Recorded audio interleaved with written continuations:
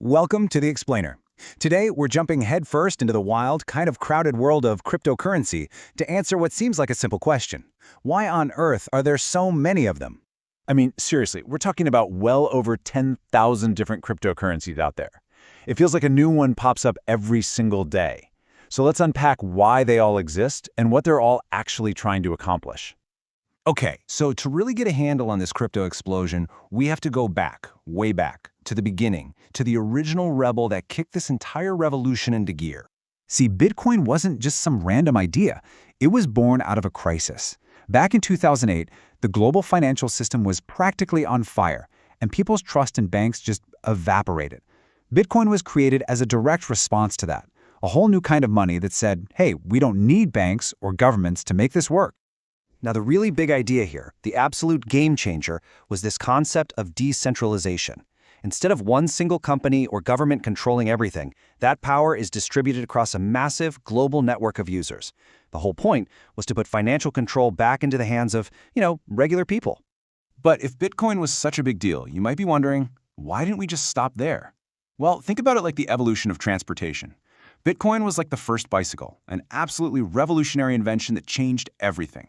But pretty soon people wanted to go faster, to do more. And that's how you get the scooter, and eventually the bullet train. Each new crypto was basically trying to build a better, faster, more efficient version of what came before. And this constant drive to improve, to innovate, it just led to this massive explosion of new projects. Each one was specifically designed to tackle a problem that Bitcoin, the original, couldn't quite solve. And this is where you start to see this fascinating split in philosophy. On one hand, you've got Bitcoin, the total rebel, trying to replace the banks altogether. But on the other hand, you have projects like XRP, which were designed from the ground up to work with the banks, to fix the system from the inside out. So XRP took aim at international payments. For years, sending money across borders was this slow, painful ordeal that could take days and cost a fortune.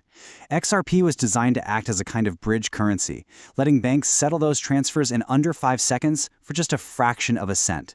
It was all about making their own systems better. Then, along came Ethereum, and it introduced an idea that changed everything. If Bitcoin made money programmable, Ethereum asked, well, what else can we program? And the answer was, pretty much anything. This led to the creation of the smart contract. So here's a really simple way to get it. Imagine you and a friend make a bet on the World Cup. You write the terms into this smart contract. The second the game is over, the contract automatically checks the result and, bam, sends the money to the winner. No arguments, no delays, no middleman.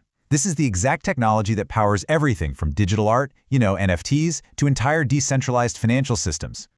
As this crypto world just kept getting bigger, so did the variety of projects. Some were created to solve crypto's biggest problems, some were built to be lightning fast, and, well, others were just made for fun. For the memes. Okay, one of the biggest problems with early crypto was the insane price swings. I mean, one day you're rich, the next, not so much. To fix this, stablecoins were created.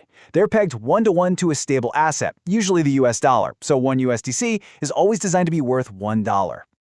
Yeah, the whole point of a stablecoin isn't to make you money by going up in price. It's better to think of it like a digital savings account or a crypto locker. It's just a safe place to store your value when you want to get away from the market's wild roller coaster ride. So Ethereum's smart contracts were a total game changer, but as more people started using them, the network got clogged up and super expensive. Just look at the difference here. A single transaction could cost you anywhere from $5 to over $50. In response, new blockchains like Solana were built for pure, unadulterated speed, and they cut those fees from dollars down to fractions of a single penny. And then you have the meme coins. Dogecoin literally began as a joke, but through the unbelievable power of community, social media, and a few key celebrity endorsements, it became known as the people's crypto. It's this powerful, kind of weird reminder that in this market, sometimes value is driven by nothing more than belief and hype. So this all leads to a really fundamental question. If these things aren't physical objects, and they're not stocks in a company, what actually gives them value? Well, unlike traditional stuff, crypto's value is this really unique mix. It comes from its utility. Like, does it actually solve a real problem? There's supply and demand. Bitcoin is valuable partly because there will only ever be 21 million of them. Its technology matters a lot. Is it fast and secure? And finally, you have pure market sentiment. What do people just believe it's worth? When you put all of this together, it really starts to look like a pattern we've seen before in another huge technological revolution. So, what does the future hold for this incredibly crowded market? A lot of experts compare the crypto scene today to the dot-com bubble back in the late 90s. Remember that? Thousands of internet companies